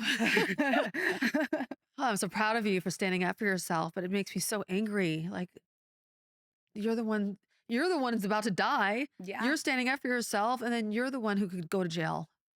A lot of times that happens too. I actually found that, one of the things I tell my students and the women that I teach is that the police are not there to protect you. They're there to investigate. And they don't know what's happening behind the scenes. No. All they can do is ask And questions, see what's going see on. what's He's going hurt more on. than you, but it's because you had to But in self-defense. yeah, I mean, in his version, I attacked him and he had to defend himself. Yeah, but you almost died that night. I did almost Mhm. die that night. I remember Mhm. clearly like seeing the black spots of everything going dim. Mhm. And if it hadn't, even when I heard my dog yelp, it was like I was in a tunnel. Mhm. And I can't explain what happened after that. I saw red. Yeah. Like, it took EMDR therapy and me to reprocess that whole Right. memory for me to be able to explain how I defended Yeah. myself. Up until that You were point, defending your dog. I was defending my dog. I wasn't defending myself. Mm-mm. And that is one of the main points of why I tell that story, Mhm. is because I felt worthless. I was ready to Yeah. die. He was going to kill me and I just Mhm. wanted life to be Right. over. But nobody was going to ever touch my No. dog Yeah. ever. A lot of my guests talk about that. It kicks in, the Yeah. dog or the child, or a lot of times we can't defend ourselves because we do feel so many years of you feeling worthless and so much Yeah. shame inside that you're just like ready to let it go, Yeah. ready to go. I was definitely, and I really think that if the police hadn't showed up that night, I Mhm. would have killed him Mhm. and I would probably be in prison right now. Oh, God. Yeah, because the other thing that re-traumatizes you is when the parent doesn't stand up for you, Yeah, you my know? dad he was more disappointed that night than he had ever been. They're not even listening to you what's going on, but not even understanding, "Dad, this has been going on since I was 13." Yeah, no. My dad 100% always blamed me. He told me, "I put you in martial arts so you would never be a victim, and you've been victimized all this time. This is your fault. You Yeah, should but have made better I know, but it decisions." wasn't your fault. No. Now I recognize Now you that know as it's a not. grown woman and Mhm. as an None adult, of and that was your fault. no, not at all. None of that happened at the martial arts from the first one to the second one. Yeah, and I Mhm. mean, to any of your listeners out there too, like, if any of this resonates with you, it's also not your fault. Mhm. Like, it is not your fault. Mhm. Please read a book like The Body Keeps the Score, listen to podcasts like this so you hear other people's stories so you don't feel so alone. Mhm. Yeah, because 'cause you're not alone. No, no. No. So many women are victimized every day. Mhm. Yeah, I'm so grateful you're bringing awareness to the martial arts community. I mean, I had no idea. I mean, I'm not surprised, but, like I mean, it's crazy because I always thought that it was like a unique to me, yeah, right? of And course. That's what what we I've all think is unique to right, it's us. unique Yeah. to us. Nobody ever did it. And what I've realized is that anytime there is a power dynamic differential, Mhm. there's abuse. Mhm. And a lot of times it is disregarded and dismissed because the victim's not the perfect victim. Yeah, unfortunately, when you've been abused, it's so much easier to be re-abused in each Yeah. relationship until you have that moment where you're like, enough is enough. Yeah. And that was my moment. I remember, Mhm. like I just felt like if something didn't change, I was going to die. Mhm. Like if something I was gonna meet another man that was gonna sweep me off my feet, and if I couldn't recognize what was wrong, Yeah. he was gonna be the one that killed me next. Right. And so I stayed single for a little over a year, and I rebuilt myself as best I could without understanding anything like trauma or Right. therapy. Mhm. I don't know how you were raised, but I was raised where you didn't go to therapy unless you were crazy. Mhm. Therapy was for people that were Mhm. not us. We were too strong for therapy. Yeah, Um, I never wanted to go through therapy either yeah, I didn't until know. I went through a really bad relationship that changed my life. My Absolutely. last relationship 2.5 years ago, that I just couldn't even believe how horrible a person that could. I That didn't even says know it they was even love out you. there, Yeah. such a sadistic, horrible person. And then after that, I was like, enough is enough. I just need to take that time like you did and really Mhm. figure things out, why I'm choosing these bad relationships or why I'm so vulnerable. They're choosing me. Absolutely. And one of Mhm. the things I tell my clients and my students is like, don't ask like what's the bad boy feature you're attracted to. Mhm. Ask what's the abuse that makes you comfortable. Yeah. And that will Mhm. change the way you Right. look at relationships. Yeah. What type of abuse makes you feel Yeah. comfortable? And then you can recognize it from there. And it's much Yeah. easier to recognize red flags. Right. And like you, it's like the shame, like Yeah. whoever choosing someone who makes you feel worthless and shameful, Yeah. Cause that was what was from, comfortable. yeah. Yeah. It's really sad for us. But, but I want to talk a little bit about the EMDR that you were Yes. able to say, okay, this is enough. You felt like you didn't have the family support, right? And you knew you had to do it on your own. So Yes. what made you get into the EMDR therapy? I actually kind of stumbled into Okay. it. This is going to be a little bit long winded, so bear with me. But when I had my child, I was about 30 years old Hmm. and I went through a severe postpartum Oh depression. yeah. And all of that trauma came up I know. out of that box. And now I was worthless and I was useless and I didn't deserve to be a mother.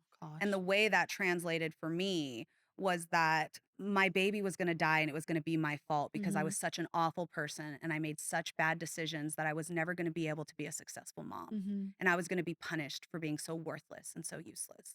So I went through severe postpartum depression for the first year of my son's life.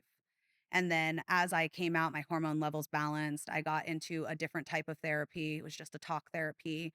And that didn't help really at all Hmm. because I had obviously all this trauma. Hmm. And then COVID hit, and my mom got diagnosed with stage 2 breast cancer.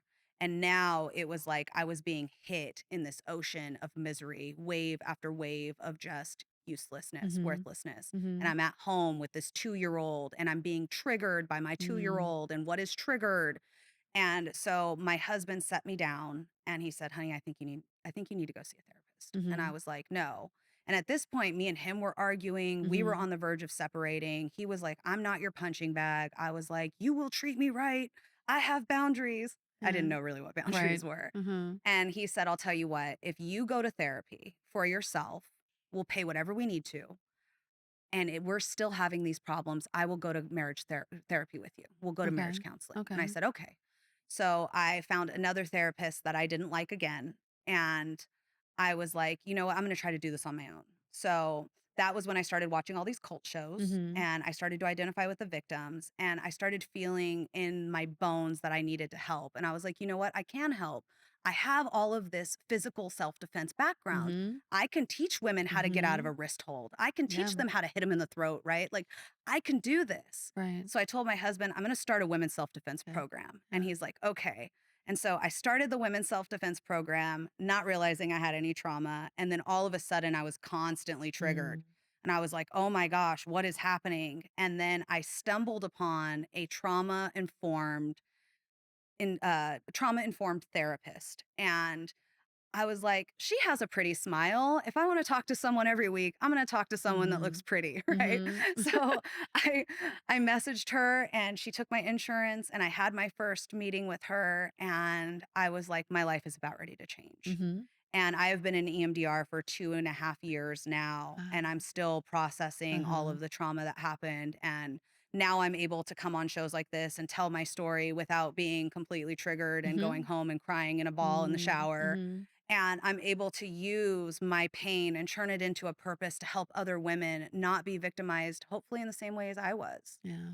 Because I was so convinced and so arrogant in my ability to physically defend myself Mhm. that if anyone ever tried to touch me, I could fight back. And that if anything happened to me, it was my fault. That I didn't know how to protect my mental and emotional space. Mhm. And for women, self defense is more about learning how to recognize the red flags Mm. before you're abused than ever about the physical Mhm. defense. As women, we are already at a disadvantage Yes. physically. We cannot physically go toe to toe with a Mhm. man at all the Mhm. time, but Mhm. we can recognize the abuse and get out of the relationship before it becomes Mhm. physical. And that's what my purpose is. My purpose is to tell this story so women understand that even the black belt, even the most confident of us all, are the ones that can stand up for themselves and that can end up being vulnerable when they try to and can end up in an abusive relationship. So your goal in the past was to be a owner of a martial arts school. Is that still the goal? Eventually, I would like to open a martial arts school with my husband. And actually, Oh, ironically, good. he would be the head instructor, which is Oh, kind my of funny goodness. now. But I think the difference is that he He's has always treated me like a partner. I'm Mhm. not submissive or subservient to him. Mhm. We are partners in life together. Mhm. And he is also a black belt Oh, in wow. Hapkido and Taekwondo the same way Oh, this I is am. perfect. Yes. Yeah. As a matter of fact, the way I Uh-huh. met my husband was in our teens when I Uh-huh. first moved down here. I was his Taekwondo instructor. Uh-huh. And then when I went home, he went into the military and he Mhm. joined the Marines. Wow. And after he got out of boot camp and I got out of the abusive relationship and began to heal, we Oh, reconnected. wow, he's a And badass like you. yes, Yeah. he's probably meaner than me, to be honest. The Mhm. Marines really get Oh, you. sure. But Mhm. he has always treated me as equal to him. Oh, And there's good. never been a power dynamic differential that I've always had the experience of. So we've been together for almost 13 years now. We're happily married. You know, we have Mm. our family and we make all of our decisions together. So Mhm. when eventually I do open my own martial arts school, it will be with him and it will be as an equal. Good. And that Uh-huh. I believe will be the dream of mine. For Mhm. now, I do a mobile women's self-defense Okay, great. program where I come to you, to your corporation, to your Mhm. office, or I put on local events where I Mhm. teach women how to empower themselves through telling my own story of the Mhm. abuse I endured so that Mhm. women know, you know, just because you're a black belt, just because you can physically defend yourself doesn't mean you're not vulnerable. Mhm. Yeah, I love that you're doing that Oh yeah. and that you have the support of a really good, healthy relationship I and partner. do. He That's is the the most important person. thing, huh? I mean, finding the right spouse will change your life. Yes. And Or ruin your life. The wrong or spouse the will ruin wrong your life. spouse will ruin your life. Yeah. And the And right one. the Good. right one will change it all. What is empowerment self-defense and how is it different from any other self-defense class? Oh, I'm so glad you asked. So traditional self-defense is based on defending against a physical attack. What do you do when he grabs your wrist? What do you do when he grabs your hair? But empowerment self-defense is based on an overall concept of personal protection.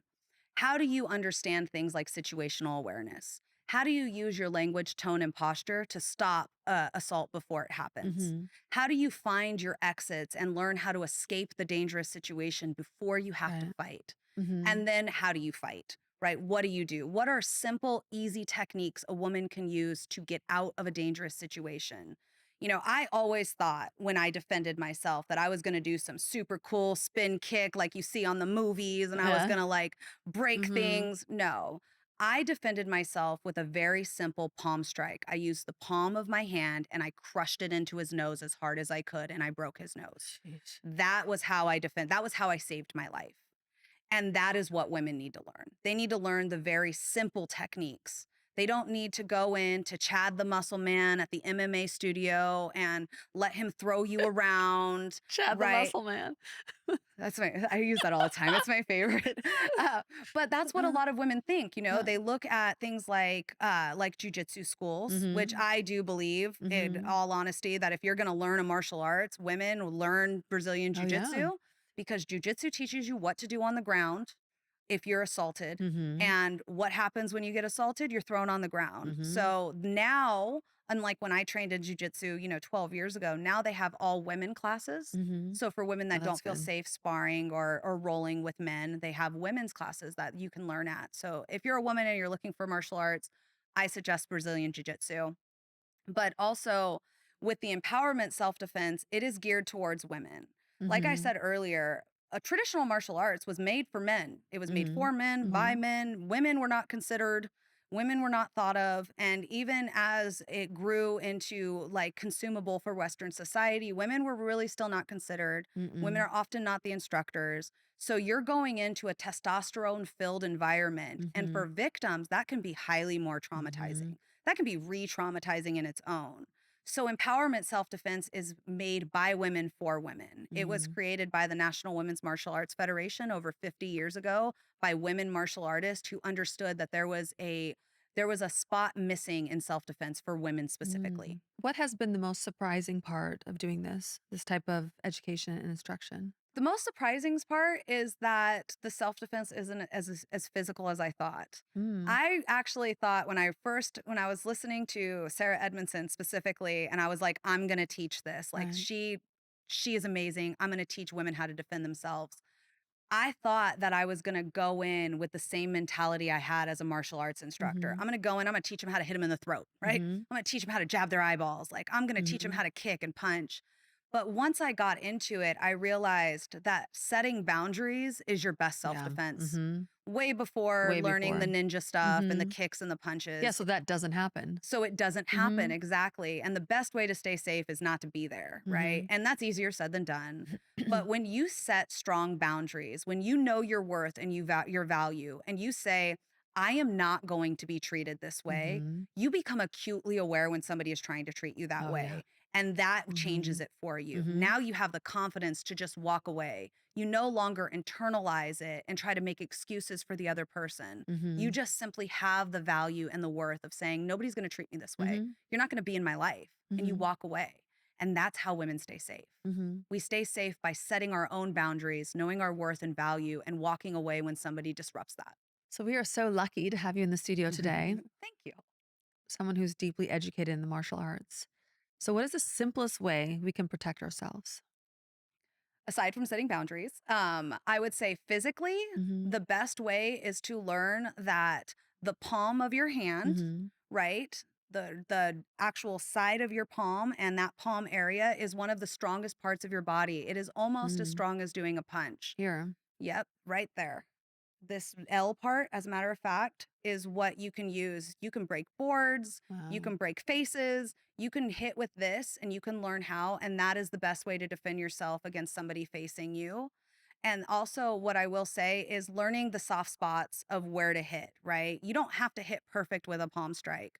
You don't have to hit perfect with a punch, but you do have to know where to hit, right?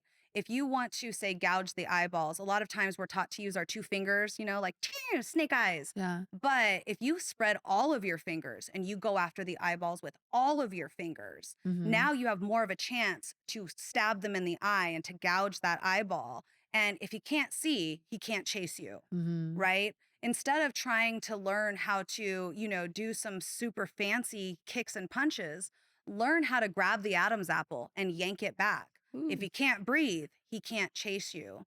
Learn how to smack both sides of the head on the ears and affect his equilibrium, because that's very painful. Okay. And now he's more worried about his head exploding than he is about trying to chase you. Yeah, because those 4 things you just mentioned is something nobody would think of unless you knew. No, they're not. Because when we Yeah. think of martial arts and we think of self-defense, we think of pepper spray, Right. we think of a Mhm. gun, we Mhm. think of, Or the using your black belt phone in your martial hand. artist, right? We think of some like Yeah. Black Widow flipping around and like slamming them down on the ground. And the reality is there's very simple techniques that women can use and can learn that will give them a way to get out of the dangerous situation. Yeah, because most of the time we think of, like, in the movies, how it's portrayed, like Jennifer Lopez in Enough. Yes, Yeah, that where was one of she my favorite movies. yeah, I know, I love that movie too, where she, like, trains and trains, and she does all these crazy moves and things, and Yeah. that's normally not gonna happen. And it looks really And cool it looked on good camera. yeah.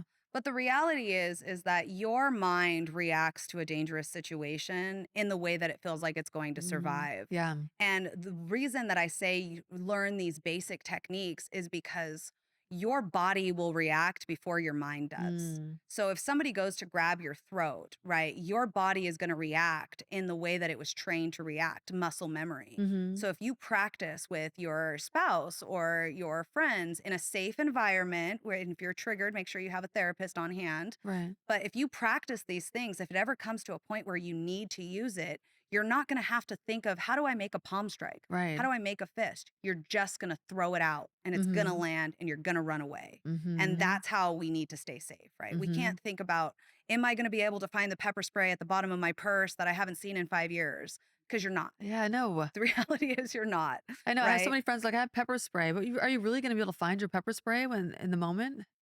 90 more than 90% of women who have weapons are have them used against them. Oof. Yeah. Actually, it's 99.6% Yeah. of women fail at using a weapon for self-defense.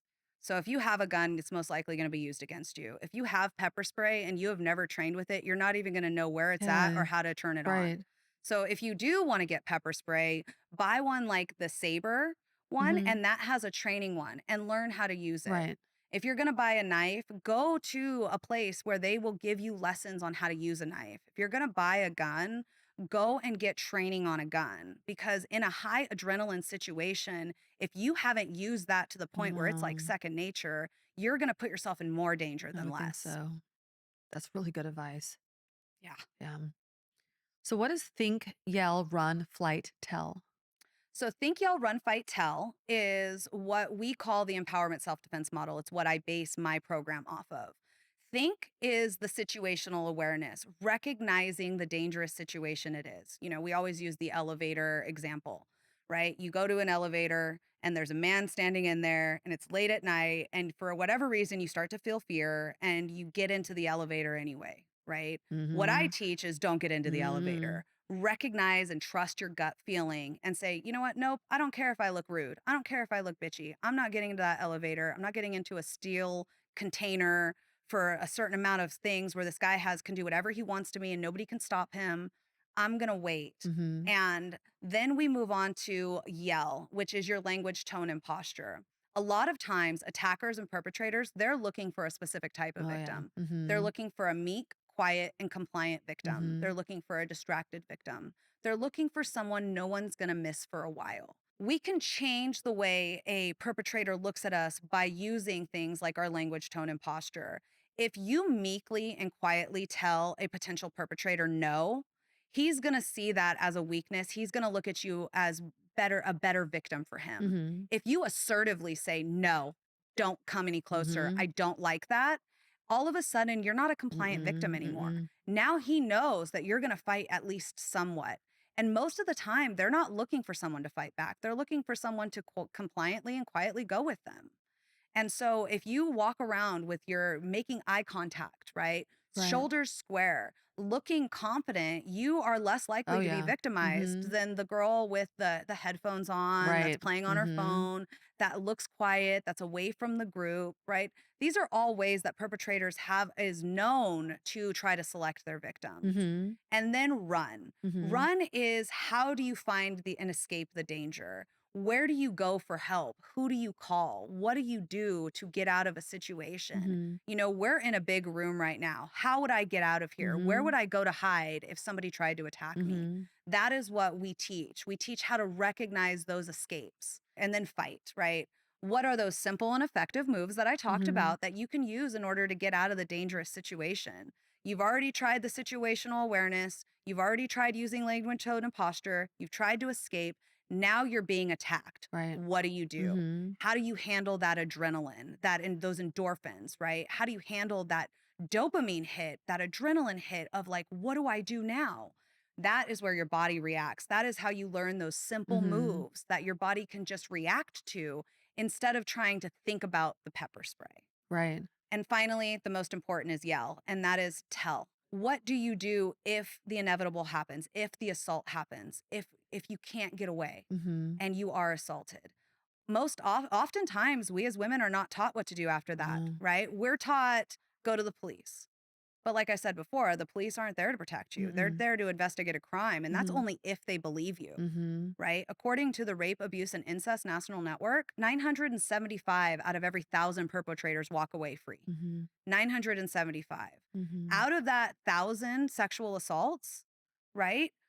Only 310 are reported to police. And out of that 310, only 50 are investigated to the point where they will take it to the prosecutor. So Mhm. the police are not going to protect you. They're not there to protect you. They're there to investigate a crime. And that's only if they believe it's a crime. Mhm. So who do you tell? How do you handle that? And that's where the right training comes in place.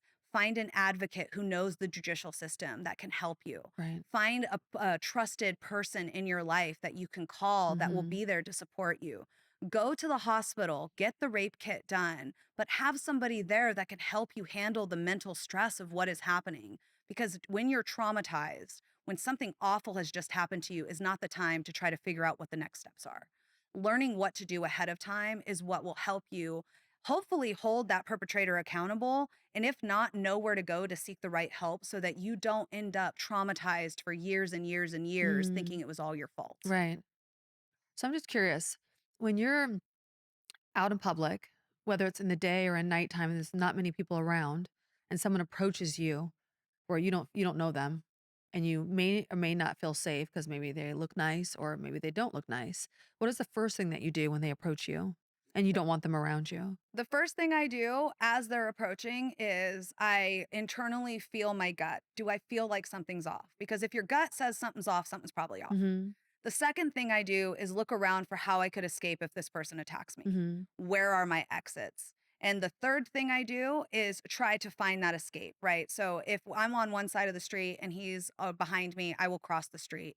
I will change my pace. I'll go a little faster, then go a little slower, because that will tell you if he goes faster and then slower, now he's following you. If you cross the street and he crossed the street, now you have more information. Okay. Knowledge is going to be your power in a Right. situation like this. So you wouldn't automatically just start yelling or make it so that he knows that you're going to say something I would turn around and face him and look him straight in his eyes, and absolutely. say, "Leave me But alone," or walk. yeah, all of that will happen within a matter of like 30 seconds, Okay. right? This isn't something that it's like going to be a minute after minute.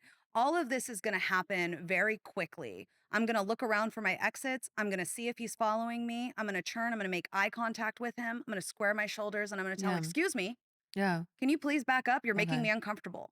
Very clearly, very like known, and then I will cross the street. The one thing that we're kind of always taught is like, oh, he needs to cross the street. The reality is most men don't care. Yeah. They're not going to cross the street. Do it yourself. Mhm. Just cross the street. And if he starts to follow you, now is the time where, you get 911 on the phone, you go Right. start walking, you start running, you get out of that situation. It doesn't Mhm. matter if you look rude or Mhm. disrespectful or mean or masculine or assertive. Mhm. You want to look all those Mhm. things. You Mhm. don't want to look like you're going to be a compliant victim. And Right. I would look him straight in the eye and tell him, "Excuse me, you're making me uncomfortable. Right.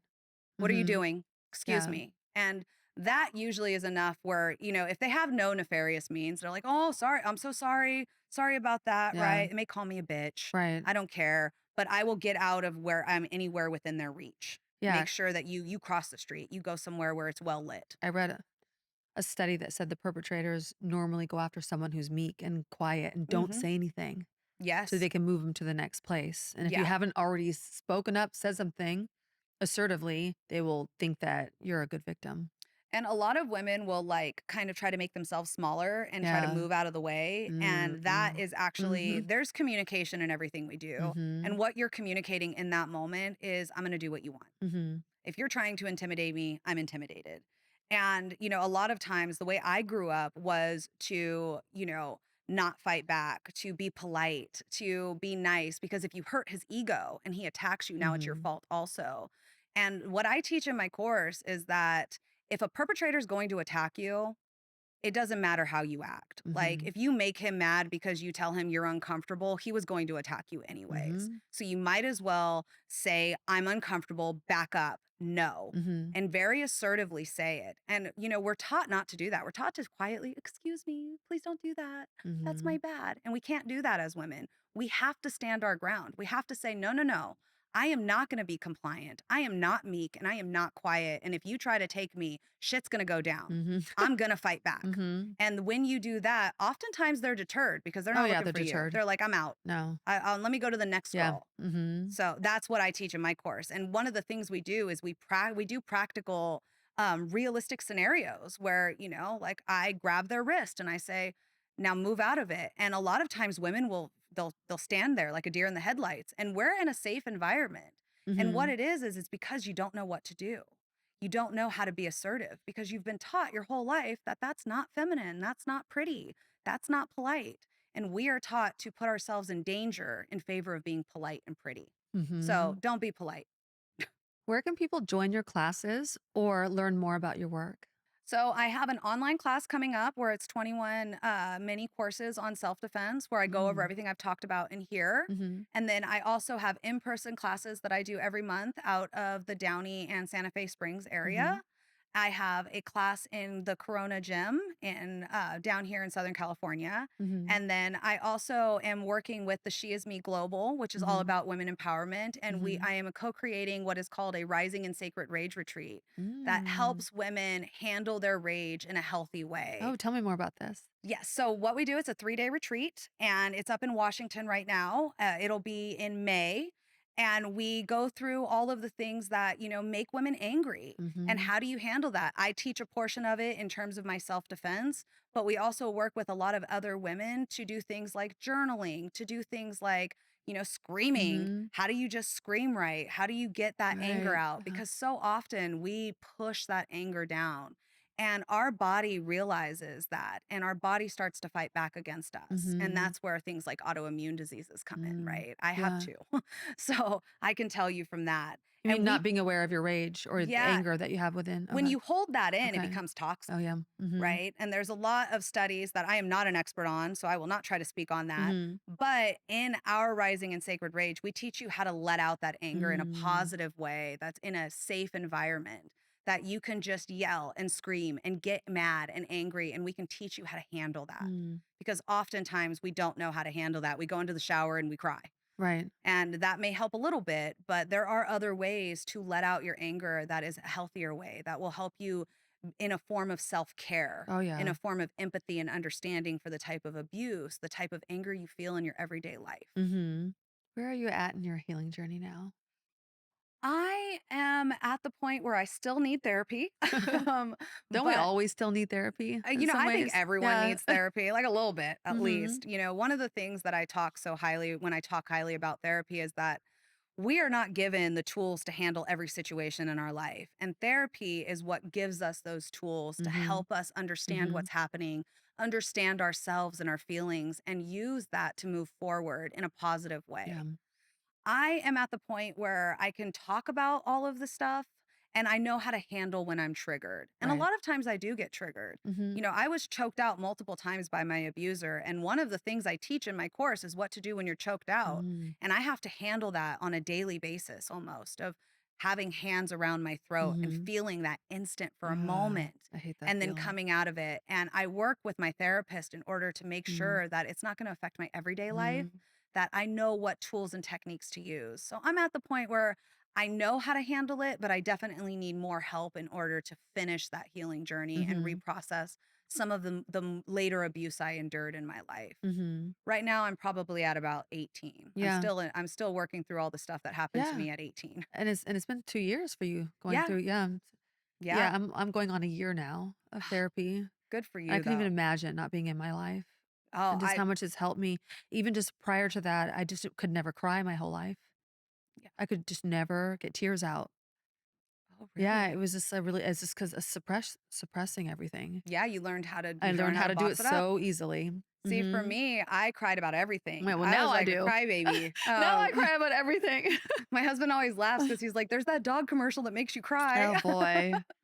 But Yeah. now I don't cry nearly as much. Like I recognize that I was crying because I felt so out of control. Mm. I felt like I couldn't control my body, my Mhm. emotions, and one of those reasons was because of the abuse I endured Sure. where that man spent all that time making me cry over and over again just to Mhm. tell me how weak and useless I Well, was. he wanted you to cry, Oh yeah, he and he wanted me to got pleasure cry. out of it. Oh yeah, Yeah. I 100% Mhm. and my therapist agrees with me that he was a narcissist Mhm. in like the real sense of the term, not like the TikTok, No. trending sense. No, real narcissist and sadist a little bit when he Yeah, wants to see you in pain and hurt. I think it became like, when we talk about power and control, one of the reasons abuse always gets worse is because at some point it's not enough to get that Mhm. feeling for Mhm. them. And I tell this example, I should say, like if he will hit a wall by your face, he will hit your Oh, face. yeah. And eventually hitting your face won't be enough. He'll have to hit Mhm. you multiple Mhm. times. And eventually hitting you multiple times won't be enough. He'll have to strangle you.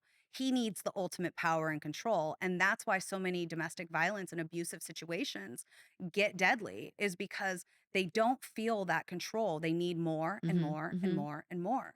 And if he will take your breath away, if he will cut off your airway, he Mhm. will kill Oh, you. yeah, sure. There is no doubt in your mind. Please, if you can, walk away. Mhm. Yeah, from the first time. I know how hard it is, but if he does it, he puts his hands on you the first time, he will do Yeah. it again and again and again. Absolutely. And it'll get worse. It'll never be like he's never going to slap you and then all of a sudden No, like never. accidentally tap your arm. If he Mhm. slaps you, he's going to slap you again. He's going to Mhm. slap you harder. He's going to do it Mhm. multiple times. Mhm. And that was the lesson I had to learn the hard way. And, for all of your listeners, if you have anyone in your life that is in an abusive relationship and you're recognizing these red flags, don't tell them they're in an abusive relationship. Mhm. Build their confidence up. Tell them you love them, that they're fierce, that they're Yes. a bad bitch, that you Mhm. love them, and give them a place to go. Mhm. If you need a place to stay, if you need help Yeah. finding a women's shelter, give them where they can go and give them where when you're ready, I'm here Yeah. and I have your back until then. Because often we are secluded as victims, we are isolated, and we feel like we have no one. And Mhm. that makes the abuse thrive. The Mhm. abuser gets something out of us Oh, feeling yeah. so alone. Oh, yeah. And if you try to go to your family member, your daughter, your niece, and you say, you're in an abusive relationship, you need to leave, they are going to get defensive. They are immediately going to defend their abuser. Oh, no, no, no, that never happened. And that's exactly what I did. Yeah. And one of the reasons I was able to leave the way that I did, even though my dad was not nice, I had a place to go. Mhm. And by giving me a place to go, I knew when I was ready to be done, I could be done. Right. And oftentimes women aren't given that. No, a lot of people don't realize that you have to have that support, Mm-hmm. especially just a place to go, because where are you supposed to go if you don't have support? Yeah. You're just constantly stuck in that situation. Then you have family or friends that are just like, "Why didn't you get out?" Well, I Yeah. had nowhere to go. And 99.9% of abusive relationships are also financially Of abusive. course, yeah. Somebody's not going to beat you and then No. be like, here's your credit card. Mhm. That doesn't work that No. way. They want complete control over Mhm. you. And that means that you're going to not have any access to money. Yeah, no, financial abuse is always a part of it. Oh, Yeah. always. Always. And I didn't realize that either. Like my ex-boyfriend, the abusive one, he isolated me and then he got me to Mhm. quit my job and then I was Mhm. dependent on him and I Mhm. was literally at home with no phone, no Yeah. car, just waiting for him to get home every day. Mhm. That was probably one of the worst feelings of my life I'd Mhm. ever felt. I just felt so alone and so isolated. Mhm. When you hear the powerful statement, "From now on," how would you end that sentence? from now on, I will always know my worth and value. Mm-hmm. And anybody that does not see that will not be in my life. Mm-hmm. That's actually very powerful because it's easier said than done. Oh, it's Yeah. so much easier said than done. Mm-hmm.